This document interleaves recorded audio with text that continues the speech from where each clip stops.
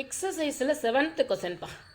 A ball is gently dropped from height 20 meter. இங்கே ஹைட்டுனாலும் டிஸ்டன்ஸ்னாலும் ஒன்று தான். If the velocity increases uniformly at the rate of 10 meter per second square, இது வந்து acceleration. ஓகேவா, metre per second ஸ்கொயரில் இருந்தால் இது acceleration. What will the velocity strike the ground? V கேட்டிருக்காங்க. மேலேருந்து கீழே விழுதுன்னா u0. After what time? 2 கேட்டிருக்காங்க. மேலேருந்து கீழே விழுது அப்படின்னா நமக்கு u வந்து 0ன்னு வச்சுக்கணும். ஆக்சலரேஷன் வந்து 10 metre per second square. Height தான் நமக்கு டிஸ்டன்ஸ்னு வச்சுக்கிறோம். இப்போ எந்த ஃபார்முலாவை நமக்கு v இருக்குது u இருக்குது v கேட்டிருக்காங்க, u இருக்குது a இருக்குது s இருக்குது அப்படின்னா v² மைனஸ் u² ஃபார்முலாவில் போட்டால் தான் நமக்கு ஆன்சர் கிடைக்கும். v² எந்த ஃபார்முலாவை யூஸ் பண்ணுறது நமக்கு தெரியணும். இருக்கிற 5 ஃபார்முலாவில் எந்த ஃபார்முலா யூஸ் பண்ணணும்னு தெரியணும். v² minus u² is equal to 2 into a into s.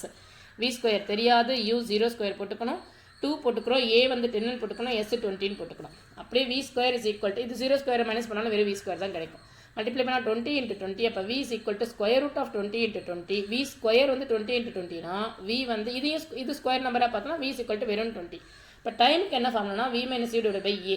v 20 u0 divide by a வந்து 10 கேன்சல் பண்ணால் நமக்கு 2 செகண்ட்ஸ்ன்னு கிடச்சிடும். ஓகேவா? ஸோ நமக்கு ஃபிசிக்ஸ் வந்து நீங்கள் ஃபார்முலா தெரிஞ்சு சப்ஸ்டியூட் பண்ண தெரிஞ்சதுன்னா ஈஸி தான். நீங்கள் நினைக்கிற மாதிரி கஷ்டம்லாம் கிடையாது.